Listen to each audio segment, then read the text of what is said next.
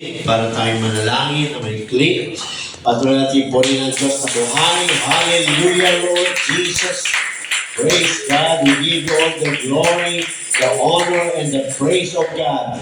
Without you, Lord, we can't do nothing, O God. Lord, muli kami lumalapit sa iyong Panginoon upang umilig sa iyo, Lord God, ng leading and guidance, Lord, ng inyong banal na spirito, ng inyong banal na salita, O God. Pagkatagpo niyo, O God, ang pangangailangan ng bawat isa, bigyan niyo kami, O God, ng wisdom, knowledge, understanding, directions, guidance, and leading, and clearness, O God, sa aming pag-aaral sa inyong banal na salita, O God. Lord, ma-enjoy namin, O God, ang aming pag-aaral ngayong araw, God. Buksan niyo ang aming mga puso, mga isipan, patuloy po kayo magtalib, O God, at patuloy po patubuhin, O God, upang kami, O God, ay makalakad, Lord, na naayon sa inyong kalooban. Habang kami naghihintay sa inyong pagbabalik, kami ay inaayos niyo, Lord God Jesus. Maraming salamat, O God. At ano man, Lord Jesus, ang aming unspoken prayers, we deliver everything you need. Cover all of us, even all our places, by your holy blood, and surround us, Lord, by numerous holy angels. In Jesus' mighty name we pray. Everybody say,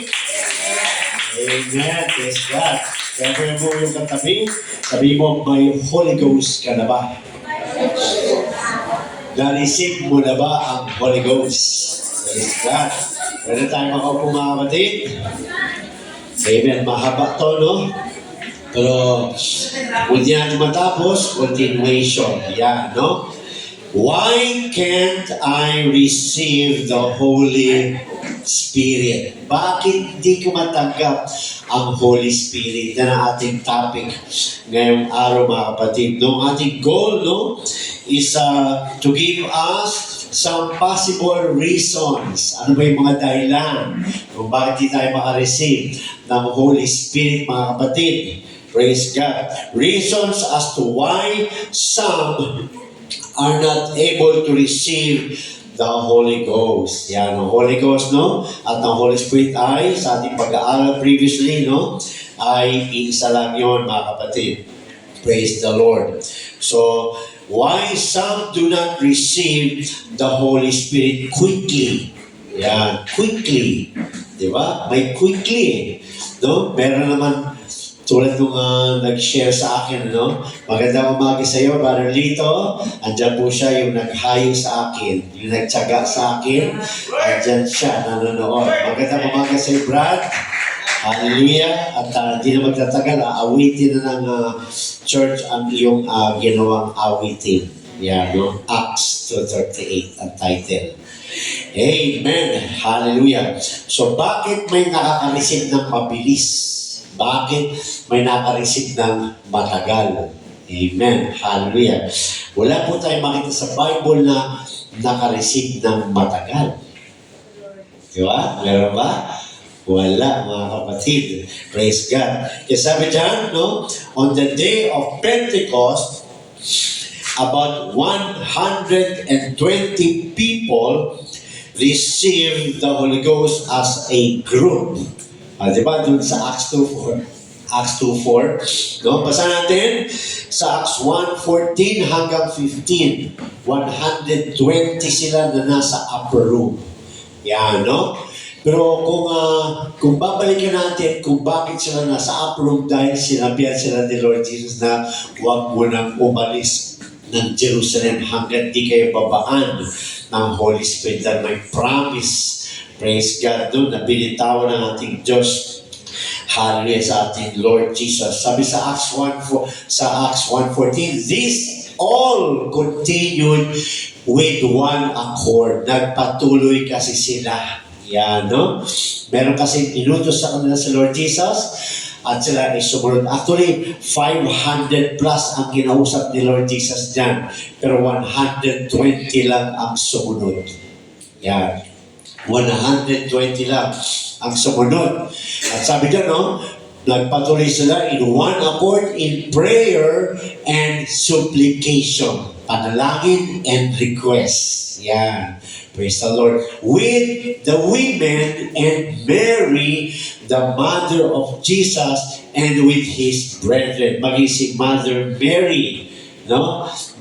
Mary Magdalene, no, mga kapatiran dyan, no, sa panahon nila, naka-receive sila lahat ng Holy Ghost. Sa 15, and in those days, Peter stood up in the midst of the disciples and said, the number of names together were about 120.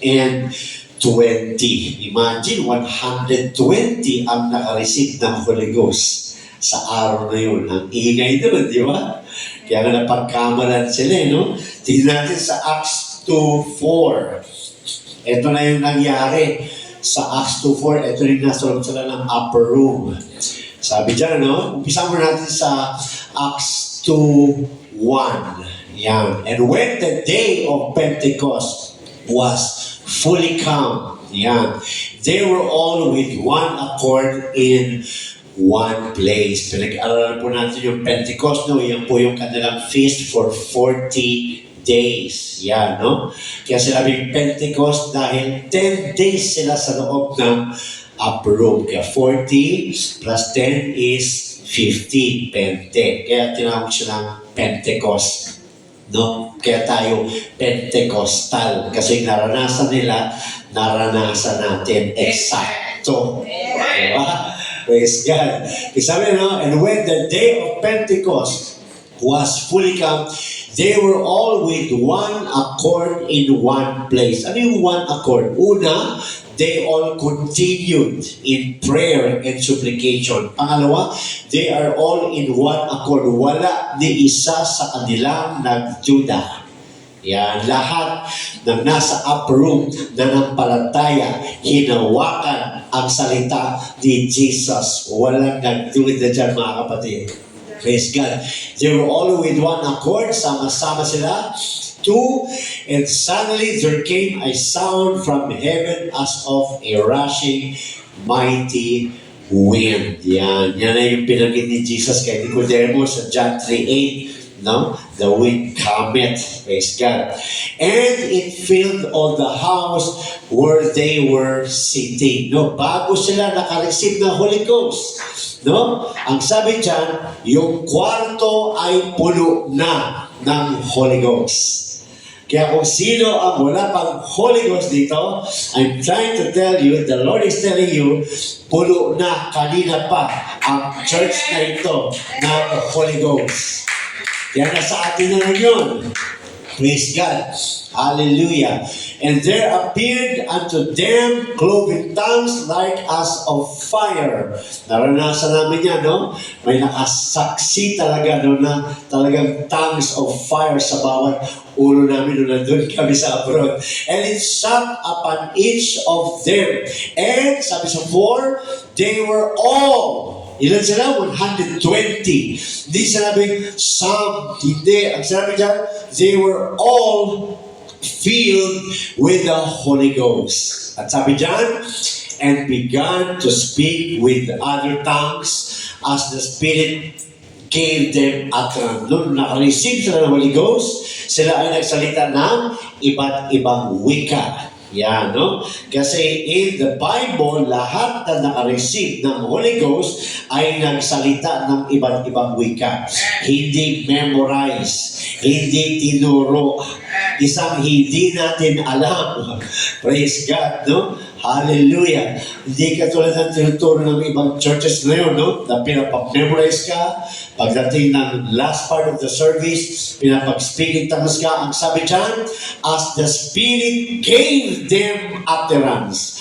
Yung Holy Spirit na natanggap nila, yun ang nagsalita sa pamagitan ng kanilang mga dila. Amen. Praise God. Hallelujah. So, hindi po ito gawa-gawa. Hindi ito memorize. Ito ay ang Espiritu na ating natanggap. Siya mismo ang nagsalita, mga kapatid. Praise the Lord. Hallelujah. At yung Espiritu na yan ay makita sa Romans 8 ay Spirit of God. Yan, no? Spirit of God. Hallelujah. Spirit of resurrection. Hallelujah. So, yan ang nangyari. Nakatanggap ka agad sila. May promise, may instruction, may pagsunod, may pagkakaisa, pagdating ng oras na binuhos na ng Diyos ang Holy Spirit, lahat sila sabay-sabay nakareceive ng Holy Ghost. Praise God. Hallelujah. At sabi dyan, later on in Acts 2, yun ay binasa natin, we are told that 3,000 were added to the church. 3,000. Ang pagkatapos niyan, ang sumunod, 3,000 na ang nadagdag sa church. Praise God. Hallelujah. At sabi niyo mga kapatid, no? Sa Acts 2:41 hanggang 43, ano sinasabi dyan? Signs and wonders ay sumunod. Sumusunod sa mga apostles. Praise God. Sumusunod sa mga anak ng Diyos. 41 hanggang 43. Ang sabi dyan, then they that gladly received His word were baptized. And the same day there were added unto them about 3,000 souls. And they continued steadfastly in the apostles' doctrine.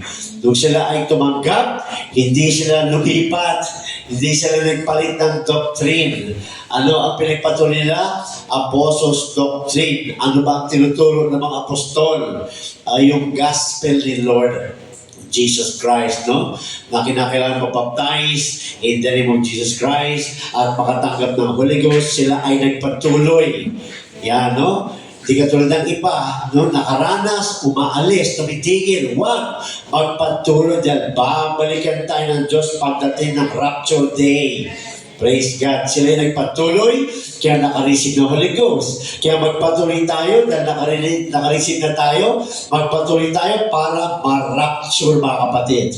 Makasama sa caught up in the air. Sabi sa 42, and they continued steadfastly in the apostles' doctrine and fellowship. Yan, no? Pag sinabing fellowship, meron kang kasama, kaya nga fellow. Yan, your brother, your sister, no? You are in the same ship. No? Fellowship, meron kayong common understanding. Meron kayong common, no? Na bagay na parehong naranasan kay Lord, no? They continued, no? At sabi dyan, and fellowship, and in breaking of bread, and in prayers. Yan. So nagpapatuloy ito sa kanilang pagpapatuloy sa kanilang pananampalataya. Praise God, sa breaking of bread. Ginagawa natin yan. And prayers, may prayer meeting tayo every Friday. And fear came upon every soul. Maraming natakot sa mga apostles. And many wonders and signs were done by the apostles. Ano yung sumusunod? Wonders and signs. Praise God, no? Kaya hindi tayo ang sumusunod sa signs. Katulad ng nangyayari sa sanlibutan ngayon, no? Pag may milagro doon, magtatayo doon ang simbahan ng tao. Hindi. Ang sabi sa Bible, ang signs ang sumusunod sa mga anak ng Diyos. Ang signs ang sumusunod sa mga believer. Tignan natin, Mark 16 hanggang 17. Ano yung binabanggit na signs dyan? Mark 16 hanggang 17. He that believeth and is baptized. Kung believer ka, dapat baptize ka. Walang believer na hindi baptized. At alam na natin kung ano ibig sabihin ng baptism dyan. Baptism in the name of Jesus Christ. Acts 2:38-39. Fulfillment ng Matthew 28:19, baptizing in the name. Sabi sa Mark 16:16, he that believeth and is baptized shall be saved, but he that believeth not shall be damned. Pero yung hindi magpapaptize, yung hindi manampalataya ay mapapahamak. Ito na, yung binasa natin kanina, wonders and signs sumusunod. Dahil sinabi ni Jesus sa kanila sa Mark 16:17. And these signs, look at the word this, T-H-E-S-E. Hindi nagpapatukoy sa isang sign, kundi sa maraming signs. Amen. Kaya pag ikaw ay anak na ng Diyos, praise the Lord, tandaan mo, ang signs ang sumusunod sa iyo. Hindi mo kailangan hanapin yan. Susunod sa iyo. Hanggat nagpapatuloy ka, ang signs, ang salita ng Diyos, mafulfill sa iyo dahil sinabi niya yan. At yun ang nangyari sa mga apostles. Yun ang nangyari sa mga susunod pagpapasahin natin. No? Sabi 17, and these signs shall follow them that believe in my name. Kaya nga, ginagamit natin ang pangalan ni Lord Jesus. Pag nagre-rebuke, pag nagpapagaling, pag gustong makatanggap ng Holy Ghost, pag nagle-lay hands, pag nagpipray sa pagkain, everything is done in the name. Dahil doon, mga kapatid, ang kapangyarihan. It's in the name of Jesus Christ. Hallelujah. In my name shall they cast out devils. So, di ba naranasan natin, mga kapatid? Amen. They shall speak with new tongues. Oh, naranasan natin magsalita ng iba't ibang wika. They shall take up serpents, and if they drink any deadly thing, it shall not hurt them. They shall lay hands on the sick, and they shall recover. Yan yung mga signs. So, hindi tayo naghahanap ng signs dahil believer ka. Sabi sa Mark 16:16, he that believeth and is baptized, yun yung believer. At may pangako sa 17, yung signs, dahil believer ka, dahil sumunod ka, dahil baptized ka in the name of Jesus Christ, dahil nananampalataya ka, yung mga signs na binasa natin kanina sa 17 and 18 ay susunod sa iyo. Yan, susunod sa iyo. Kaya huwag mo sabihin, baliwala ka. Huwag mo sabihin yung bakit. May pangako sa iyo ang Diyos. Praise God, may pangako sa iyo si Lord Jesus. Kasi naalala niyo mga kapatid, no? Itong Mark 16:16, kung babalikan natin yung present time na sinabihan sa ni Lord, nasa baba pa si Lord niya, nasa lupa pa. Yung mga apostles mismo, wala pang Holy Spirit nung time na yan. Praise God. Pero anong sinabi nila sa kanila? No? Lahat ng papatungan nyo ng kamay. Ano yung sabihin nun? Bago mapunta sa ibang tao, mararanasan nyo muna. Yan, no? Eh, no, umalis si Lord, di ba? Sabi nga ni Lord, no? It is expedient for me to go. For if I will not go, the Holy Spirit will not come. Dahil siya rin yun ang babalik. Yun nga lang in the form of the Holy Spirit. Because God is a Holy Spirit. John 4:24, no? Kaya nung naka-receive ka ng Holy Ghost, nung naka-receive sila ng Holy Ghost, nag-umpisa na ang signs na sumunod sa kanila. At nung nag-lay hand sila, praise God, sa mga signs ay sumusunod. Kaya huwag tayo magdududa. Pag sumusunod tayo, sabi ni Lord, mag-lay hands eh. Mag-lay hands ka dahil utos yun. Pag sinunod mo yun, ang signs, yung pangako, ikaw mismo makakasaksi. Susunod yun. Makikita mo mismo, di ba sabi nga sa Acts 1:8, you shall receive power. Oh, anong power yun? Yun yung Holy Spirit. After that the Holy Ghost is come upon you, and you, sabi doon, after that the Holy Ghost is come upon you, and you, okay, upon you, and you shall be witnesses. Ikaw ang unang makakasaksi sa gagawin ng Diyos. Yan, no?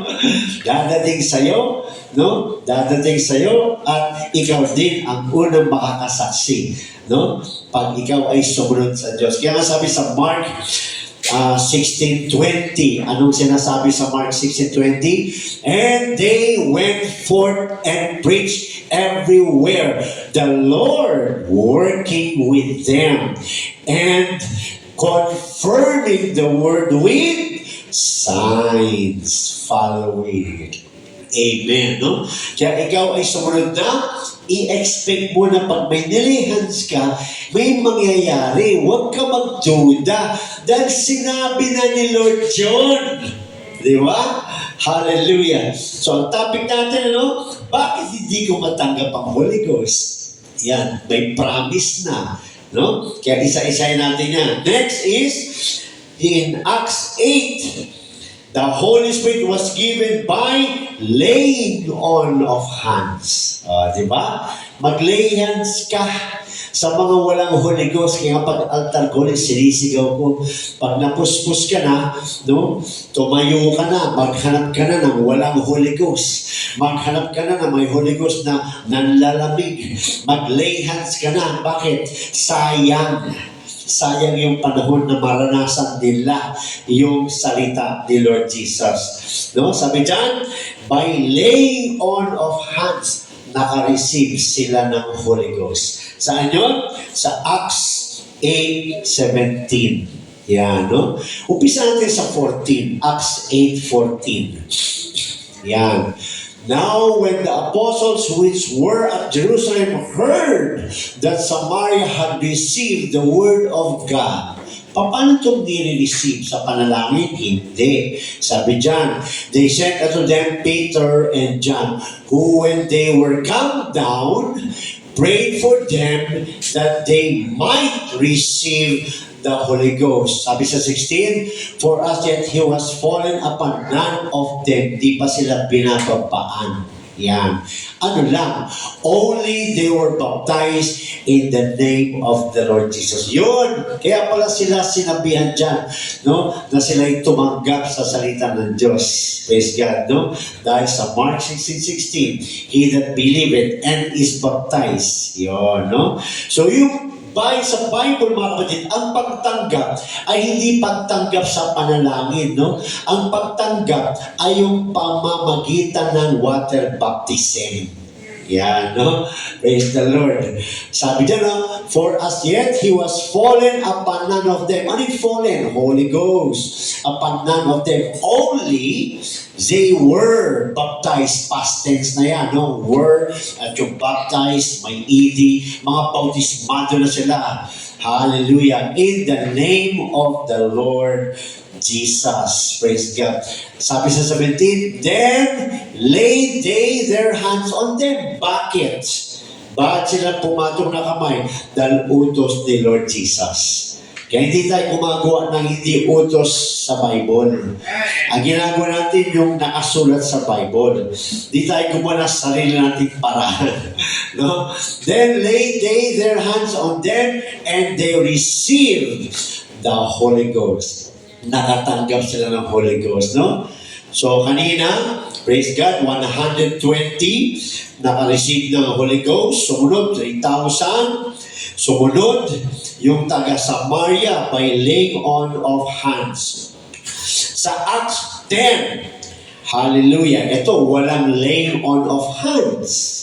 No? Iba-iba, pinapakita natin sa Bible. No, sa Acts 2:4, no, continue sila sa prayer and supplication in one accord. Binabaan sila ng Holy Ghost. Walang laying on of hands doon.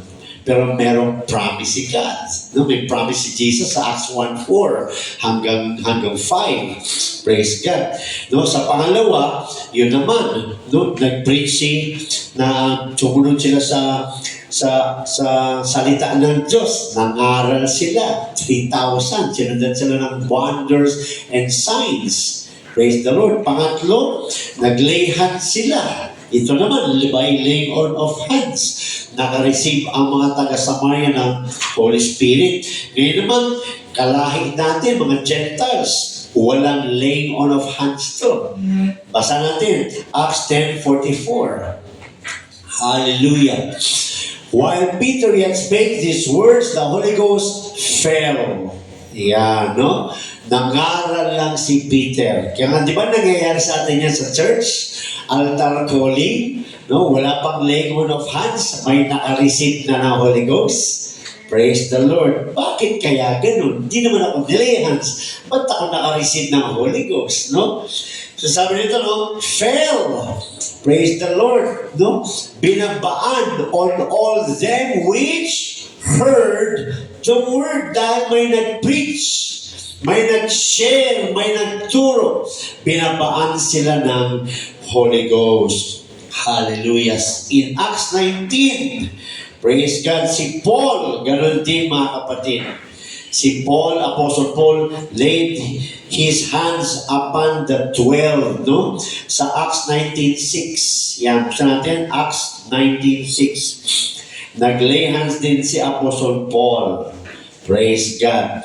Tandaan natin, sa Mark 16:16, yung inutos ni Lord na maglay hands, wala dun si Apostle Paul. You see the difference? Pero natutunan niya dahil sinare sa kanya, sinunod niya. Ganon din tayo, nabasa lang natin, sinunod lang natin, dahil nakasulat, nangyayari pa rin. You see? Praise God, because it is the Word of God. No? Wala si Apostle Paul sa Mark 16:16, mga kapatid.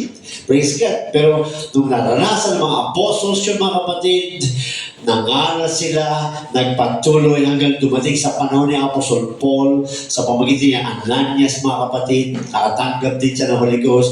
Ngayon si Apostle Paul naman ang naglay hands, mga kapatid, sa Acts 19:6. And when Paul had laid his hands upon them, the Holy Ghost came on them and they spake with tongues and prophesied. Sino itong mga nilay hands ni Apostle Paul? Di ba, binaptize na yan, pangalawang beses na.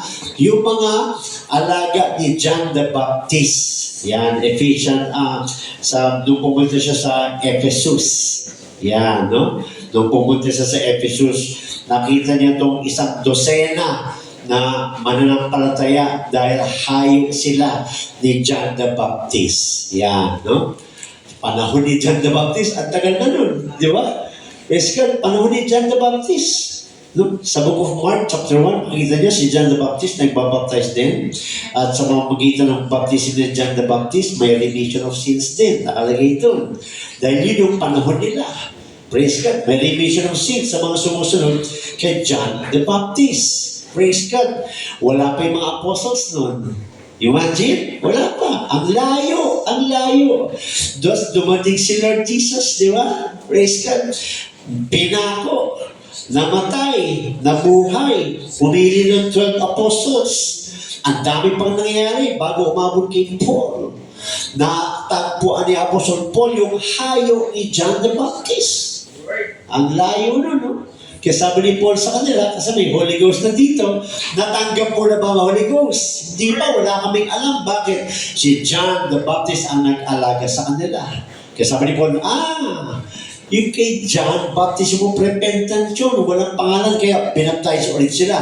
Nung pagpatong ni Apostle Paul ng kanyang kamay, dahil nagpatong din ang mga apostles, dahil sinabi sa kanya, itong utos ni Lord, yan, ito ang practice nila, nakatanggap din yung 12 disciples ni John the Baptist. You see? That's why we are laying our hands. Amen. Hallelujah. Sabi niya, no? Paul laid his hands upon the 12 Ephesian disciples and they received the Holy Ghost right then and there. Sino daw ang pinatungan niya?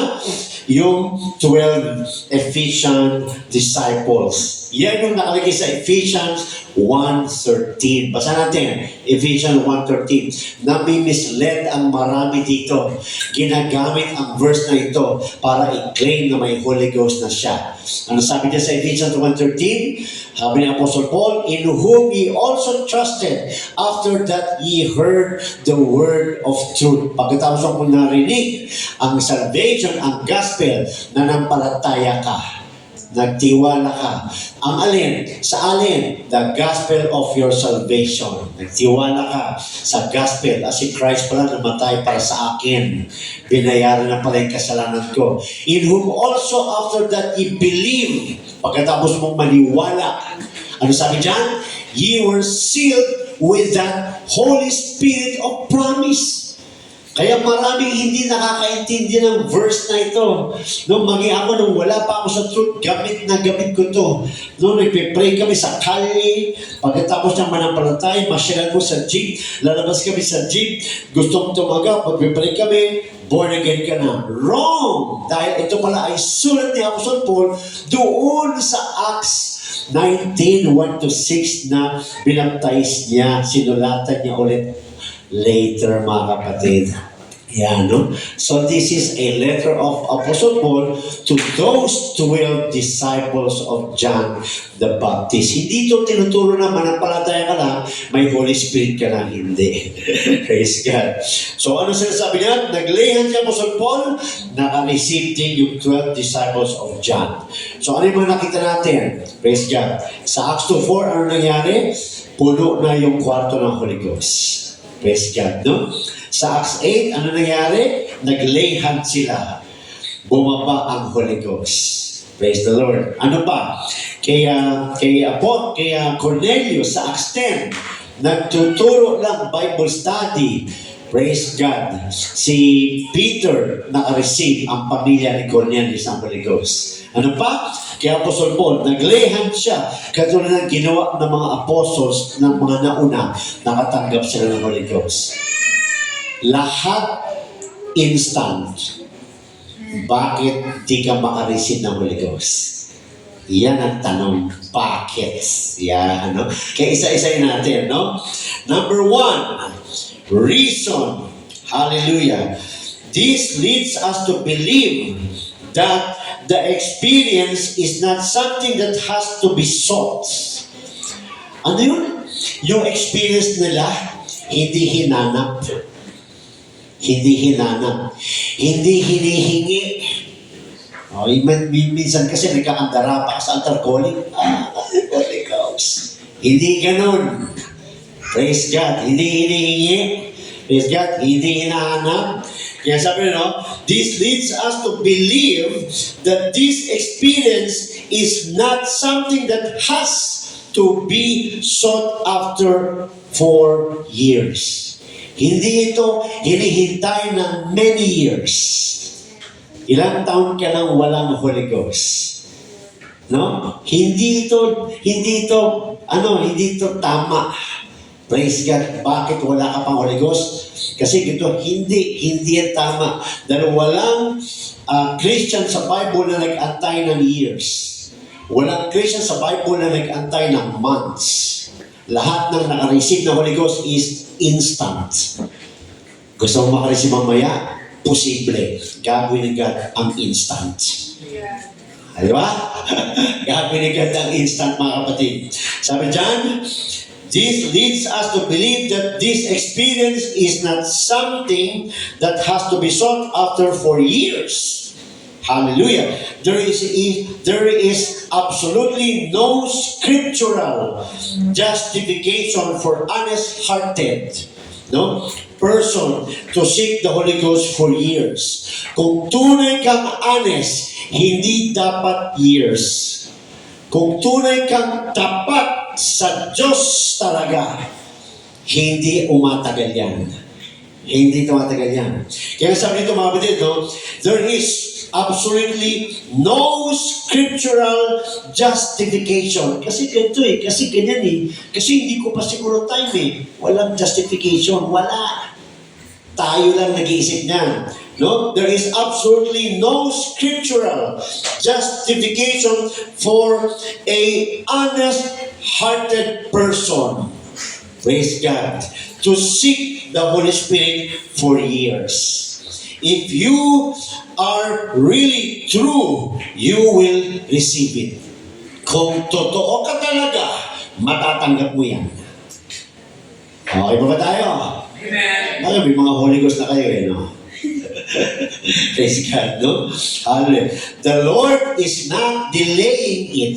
Hindi siya nangako, anak, pag-antay ka muna ng mga 5 years, Hindi ganun. Pag nangako ang Diyos, gagawin niya kagad. Hindi late, hindi bukas, hindi next week. Ako 6 months. Ba't umabot ng 6 months? Yan, sabi sa akin, may ginagawa ka pa, no? Kaya umabot ng 6 months. Meron kang sikreto Di ba? Sabi dito, number 1 reason, lack of real repentance. Wala kang tunay na repentance. Kaya hindi mo ma-receive ang Holy Ghost. Ano ba yung repentance? Pinag-aral natin yung repentance, di ba? Pagtalikod sa mga kasalanan, pagtalikod sa mga alam mong ayaw na ng Diyos. Kaya nung sinabi sa akin yun, kasi 6 months, nakauwi na ako, praise God, nakapag-share na ako, naunahan pa ako ng hinayuan ko makatanggap ng Holy Ghost. Praise God. Nagtaka ko yun. Praise God. Nagdala ako ng kaluluwa sa church. Pagdating dito, nauna pa sa akin makareceive ng Holy Ghost. Pag uwi ko, malungkot ako. Nakareceive ng Holy Ghost, yung ako hindi. Sabi sa akin ng isang tao, yan. Siguro may discerning yun. May discerning. Meron ka pang ginagawa. Sa akin, pumaon sa utak ko yun. Praise God. Alam niyo mga kapatid, 1 week nag-repent ako ng tunay. Lahat stop. Lahat ng mali, stop. Lahat ng hindi gusto ni Lord, stop. Yung talagang pinakita ko, susunod ako. Natanggap ko kagad ang Holy Ghost. Praise God. Kailangan muna, number 1, ng true repentance. Real repentance. Huwag mo lang i-justify sa sarili mo. Bakit? Ikaw ang lugi dyan. Hindi ko pa oras eh. Mag-rapture na, hindi mo pa oras. Di ba? Praise God. Di ba? Mag-rapture na. No, sabihin mo pa rin, hindi ko pa oras. Ako hindi. Praise God. Oras mo na ngayon. Oras mo ngayong araw makatanggap ng Holy Ghost. Walang late kay Lord. Walang late. Praise God, marami ako nag-usap. Ang daming justification. No? Isa-isayin natin yan. Praise God. Sabi diyan, lack of real repentance. The person who is faced with a feeling that he should be personally reconciled to another, yet fails to do so. Alam niya na dapat siyang bumalik kay Lord. Alam niya na dapat siyang mag-repent. Alam niya dapat tatalikod na siya sa kasalanan at ma-reconcile na siya kay Lord. Pero nag-fail siya. Hindi niya kasi ginagawa yung dapat gawin. Yan. Yes, God, di ba? Di ba nalaman natin, pag wala ka palang Holy Ghost, sa Romans 8 yun, no? Hindi ka sa Kanya. Yun talagang bumaon sa utak. Hindi ako papayag. Praise God, sila lang Kanya, ako hindi. Hindi pwede. Praise God. No? Sabi dyan, pag nag-fail siya, will probably never receive the Holy Ghost hanggat hindi ka talaga mag-repent. Yung tunay ha, hindi yung laro-laro lang. Yung talagang, you need to decide. You need to decide for yourself. Praise God. Kung gusto mo talagang makatanggap ng Holy Ghost, kailangan mo talaga mag-decide. Huwag mo intindihin yung katabi mo. Huwag mo intindihin yung sinasabi sa ng mga tao. Okay ba tayo? Praise God, no? Wala namang nabubukulan dito eh. Di ba? May mga Holy Ghost na natin. Praise God. So sabi dyan, no? Walang justification. Wala. Mahal si Lord. Hindi siya late. Hindi siya late. Kasi sabi dyan, a man cannot be honest and cover his sins. Pwede ba yun? Meron kang sin na tinatago pero honest ka.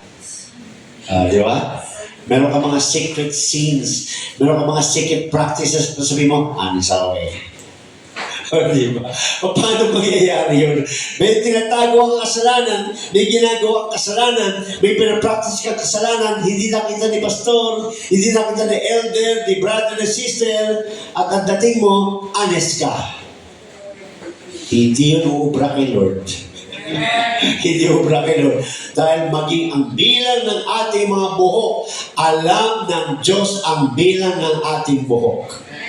Pwede dumating ka dito nakasmile, pwede ma-deceive mo yung church, pero we cannot deceive the Lord. Kahit magkandarapa ka dyan, kung hindi ka magre-repent sa kasalanan mo, sa sin mo, sa practices mo, kung hindi ka maging tunay na repentant heart, you will not receive it. Makapatuloy niyo ako, ha? Mga mukha yun. Praise the Lord. Yun ang number 1 na kailangan. True repentant heart. Praise God. Kaya huwag natin intindihin yung mukha natin. No? Smile. Naka-smile. Yung pala traitor. Di ba? That's a sin. Di ba? Kailangan natin i-repent yan. Kailangan natin talikdan yan. Dahil yan ang number one. Lack of real repentance. No? Kaya sabi niyan, God is not free to operate in dishonest circumstances. Hindi siya free. Hindi siya free makapag-work sa'yo kung hindi ka honest. Gusto ni God yung tapat sa kanya, Lord, di ko kaya. Ikaw ang kailangan ko. Kailangan ganun. Praise God. No? Hindi siya free mag-operate sa dishonest heart. Kaya kung gusto mo makareceive na Holy Ghost, praise God. No? Kahit sa may Holy Ghost, kung hindi ka na napupuspos, na lagi ka naman dating napupuspos, hindi siya maka-operate kung hindi ka totoo sa Kanya. Kung hindi ka honest sa Kanya. Kaya masarap i-honest kay Lord eh. Di ba? Kaya mo maging honest kay sister, kay brother, hindi ba? Chismis ako, mamaya pala chismis na yun eh. Pwede tayo maging honest kay Lord. Di ba? Dahil hindi kami Lord na, alam mo ba? Di ba? Hindi natin kaya maging honest sa tao, pero kaya natin maging honest sa Diyos. Pag naging honest tayo sa Diyos, He is free to work in your life. Woo! Hallelujah! Kaya kailangan natin yan mga kapatid. Kailangan natin yan.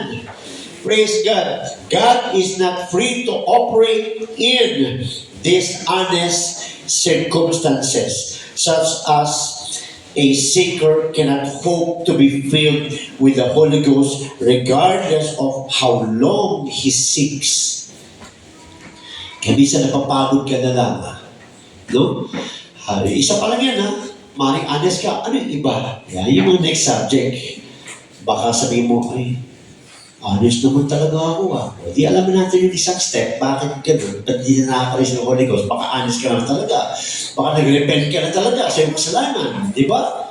Hindi lang naman yan eh. Hindi lang naman yan ang isang reason. Kasi sabi dyan, di siya free. No? Maybe you have a hidden sin. Baka meron kang tinatago na kasalanan. Baka meron kang tinatagong practice na kasalanan. Kung bakit hindi makamove si God sa buhay mo. Yan. Hallelujah. Sabi nga, no? Praise God. He that covereth his sins shall not prosper. Ang nagtatago ng kasalanan, hindi magtatagumpay. Praise God. But whoso confesseth and forsaketh. Dalawa yun. Pagkatapos mo mag-confess, kailangan mo i-forsake. Confess to God and forsake. Pagkatapos mo humingi ng tawad, hingi ka ng tawad, no? Nag-confess ka kay God, taligdan mo na. Taligdan mo na. Praise God. Them shall have mercy. Makakatanggap ka ng awa sa Diyos. Kaya huwag natin isipin ng masama kang tao. Hindi yun totoo. Dahil ang Diyos ay mabuting Diyos. Kahit gaano ka man kapula, sabi ng Diyos, papuputiin kita. Pero isa lang ang requirement ni Lord, maging totoo ka sa Kanya. Mahirap ba yun? Wala namang nakikinig sa kwarto natin. Di ba? Basta magtapat sa Diyos, maging totoo, at si God makakakilos sa atin. No? Pero kung kay God mismo, hindi natin magawang maging totoo, wala talagang mangyayari mga kapatid. Praise God. God's very nature would not allow Him to feel a soul of a dishonest man. Basta natin, 2 Corinthians 6:4. 2 Corinthians 6:4. Praise the Lord. Hallelujah. 2 Corinthians 6:4. But in all things, approving ourselves as the ministers of God, in much patience, in afflictions, in necessities, in distresses, in stripes, in imprisonments, in tumults, in labors, in watchings, and fastings, mga kapatid. Hallelujah. Sorry, 2 Corinthians 6:14. Amen. Pwede yun. Magtyaga ka. Mag-i-approve ka kay God. Be ye not unequally yoked together with unbelievers. Oh, amen. No? Tigilan na natin yung mga pagiging, alam nyo ba yung yoke? No? Yung yoke dito. Yung mga kalabaw. Kaya sumusunod yun dahil may yoke sila eh. Kahoy yun eh. No? Bisan bakal. Siguro kahoy lang, no? Kahoy, no? Kung bakit patay na yun. No? Kaya sila sumusunod dahil may yoke. Ano sinabi dyan? Unequally yoke. Paano ka nagkakaroon ng unequally yoke? No? Iba ang may hawak sa leeg mo. Yan. Kaya nawawala ang Christians. Bakit? Nagpapahawak sila sa leeg ng hindi mananampalataya. Di ba? Praise God. Mamaya uwi na ako maaga.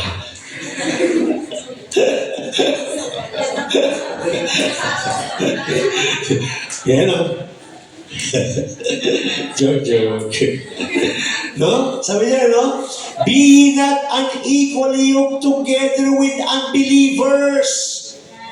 Gusto ko na talaga, Lord, makalisip ng Holy Ghost. Magre-repent na ako. Meron ka, pare! May lakad tayo! Saan? Inuman! Sagot ka agad. Gusto mo talaga ng Holy Ghost, di ba? Tara! Pahawak ka naman sa leeg. Paano marisip ang Holy Ghost? No, we cannot serve two masters at the same time. Do you want to receive? Do you want to be saved? There is only one way. Ano yung way na yun? The Jesus way. Diba? So, kailangan mo mag-decide. Naranasan ko yung mga kapatid, no? Nung nasa abroad ako, no? May church, may barkada.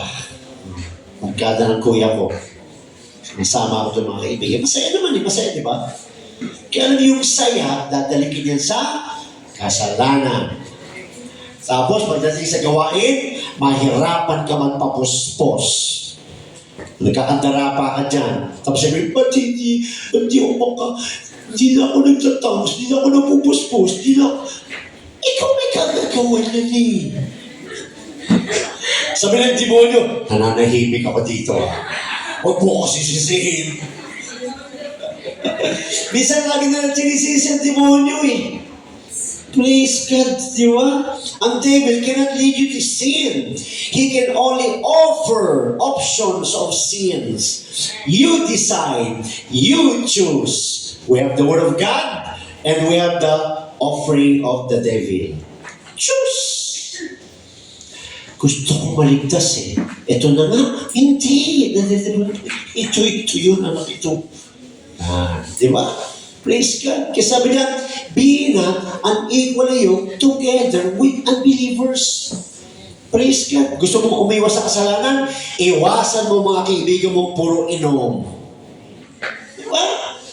Gusto mong iwasan na, gusto mo makatanggap ng Holy Ghost? Iwasan mo yung mga TikTok.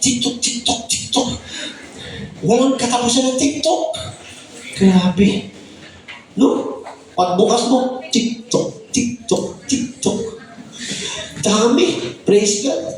No? Sabi sa Bible, no? Sa huling araw, men will be lovers of themselves.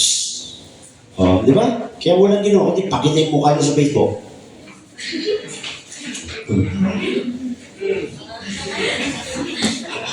Fulfillment na yung Word of God na nangyayari sa'yo, hindi mo pa nakikita. Men shall be lovers of themselves sa huling araw. Ayan na. Ino-opera na tayo. Sabi dyan, be ye not unequally yoked together with unbelievers. Bigyan tayo kapatiran. Praise God. Kaya magbantay. Magbantay ang mga pumapasok na sa college. Bakit? Magkakaroon kayo ng maraming bagong kaibigan. Sino sila? TikTokers. Di ba? Praise God. Gamitin nyo yung TikTok kung gusto nyo. Hindi talaga kayo makaano sa TikTok. Kasi public siya eh. Gamitin nyo sa Word of God. Di ba? Sabi na, ang Facebook masama. Hindi masama. Masama kung saan mo ginagamit. Facebook ginagamit natin sa gawain ngayon. No? Masama ba yan? The world can hear right now. It's a choice.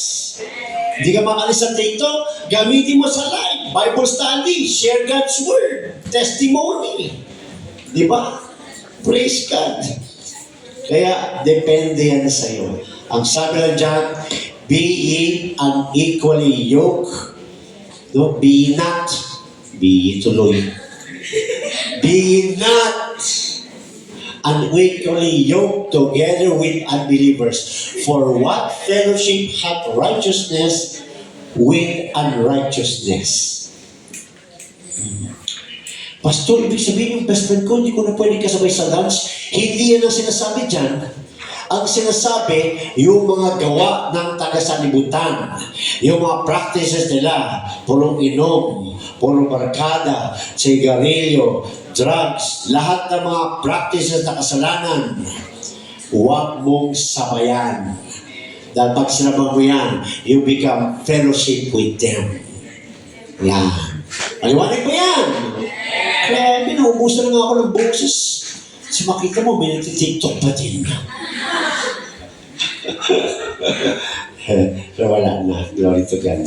No? Sabi dyan, no? And what communion hath light with darkness? Nasa iyo na yung light. Di ba? Anong communion natin sa darkness? Wala. Praise God. No? Dapat ikaw ang nagbibigay ng liwanag sa kanila. No? Ang nangyayari kasi, nagpupunti ka pagkasama sila. Huwag ka magpapunti. Amen. Kaya sabi dyan mga kapatid, hallelujah. Hallelujah. It is true that one can repent in his heart while he is still sitting on the pew. O, maaring nagrepent na siya sa kanyang heart, kaya lang, ano ba yung pew? Bangko. Yan. Nagrepent na siya sa kanyang heart. Kaya na nakaupo pa rin sa bangko. Ano ibig sabihin nun? Ang repentance kasi, tumalikod ka, unto God, lalakad ka. Hindi ka pwedeng puro feelings. Ayaw ko na talaga. Hindi ko na gagawin yan. Okay na. Good. Natigil ko na. Praise God.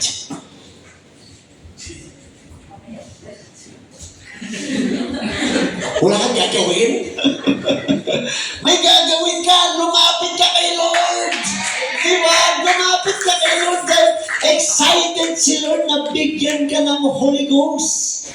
Praise God. May gagawin ka. Kaya sabi dyan, no? It is true that one can repent. Kaya. Praise God. In his heart pa nga lang. While he's still sitting on the pew. Or even while he is on his way to the altar. Maaring papunta sa altar, pero wala yung faith. Yan, wala yung faith. Praise God. Andun lang na. Di ba, minsan may mga nakagayang pa. Di ba? Kung sa akin yan, sa akin yan! Di ba, ganyan iba yun, no? Mayabang pa yun. Kung sa akin yan, sa akin talaga yan. May instruction na nga si Lord. Sabi niya, para kang umiinom ng tubig. Hindi! Kung sa akin yan, sa akin yan. Gumagawa ng sariling instruction. Praise God. No? Kasi sabi diyan, hallelujah. Or even while he is on his way to the altar, if he truly turns from his sin, kung talagang tunay na siya'y tumalikod sa kanyang kasalanan, sabi diyan, and looks to God in faith at manampalataya sa pangako ng Diyos, sa salita ng Diyos, praise God, God that instant will forgive him. Instant magpapatawad ang Diyos. Diba? Buksan natin, 1 John 1:9. Hallelujah. Minsan kasi binabasa lang natin ang salita ng Diyos, pero hindi natin talagang pinapapasok sa utak natin. Di ba? Ano sabi sa 1 John 1:9? If we confess our sins. May andyan yung word na if. Ibig sabihin talagang mananalangin ka. Ibig sabihin talagang makikipag-usap ka sa Diyos. Hindi pwedeng, hindi ang Diyos mapagpatawad. Okay lang yun, hindi niya ako pababayaan. Hindi, may instruction. If we confess our sins, God wants us to confess our sins to Him in detail. Kung ano yung sins na nagawa mo, huwag mo i-pile up, huwag mo ipapapatong-patong at tatawagin silang lahat na sin. Hindi. Gusto ni God, ang ating confession ay detailed. Lord, nag-commit ako ng lying, Lord. We have to be in detail, specific in our confession. He is faithful, that's number 1. And just, number 2, to forgive us our sins. 3, and to cleanse us. 4, from all our unrighteousness. You see, sa isang move mo, you get 4. You see? Kaya yung iba ayaw mag-confess eh. No? If we confess our sins, He is faithful and just to forgive us our sins and to cleanse us from all our unrighteousness. Di ba? Hawak mo ba talaga yan? Talaga bang naniniwala ka dyan? Pues gawin mo. Kung talagang naniniwala ka. Dahil pag ginawa mo yan, magkakaroon ka ng peace of mind. Magkakaroon ka ng clearness sa iyong conscience. Magkakaroon ka ng feeling of tunay na freedom and joy dahil alam mo na yung ginawa mo, kaya mo ginawa dahil nangako siya. Yun eh. No? Kaya ka, di ba, pag nagko-confess tayo, after, di ba, minsan umiiyak ka pa, humagulgul ka pa. No? Pero pagkatapos, anong feeling natin? We feel so refreshed. We feel so released. Di ba? Dahil yung ginawa mo, hindi mo naman gawa-gawa yun eh. Kaya mo ginawa yun dahil sabi niya eh. May pinangahawakan tayo, sabi ni Lord eh. Kahit bulungan ka pa ng job, hindi ka pinatawad, sinabi ni Lord eh. Di ba? Minsan kasi, tulad ng binanggit kanina no, kay Job, di ba? No? Discourage siya. No? Instead na tulungan siya, encourage siya, binagsak pa lalo. O, di ba? Pero dahil si Job, kaya si Job malakas, dahil ang focus niya nasa Diyos. Kahit maraming negativity na nakapalibot, nakafocus siya kay God. Kaya nakakapagpatuloy siya. Amen? Kaya sabi dyan, no? Yan ang ating number 1, mga kapatid. Tamang-tama, 1 hour, no? Lack of real repentance. No? Kung wala ka pang Holy Ghost, mula ngayong araw, gawin mo yan. Gawin mo yan. Kahit na hindi ka umabot bukas, ibibigay sa'yo ng Diyos yan. Dahil yan ang lesson next week. Pero gawin mo na ngayon ang pananampalataya sa kanyang salita. At mararanasan mo talaga. No? To God be all the glory. God bless everyone. In Jesus' name. Amen. Thank you, Lord. Amen. Maraming salamat po, Pastor, sa napakagandang Bible study.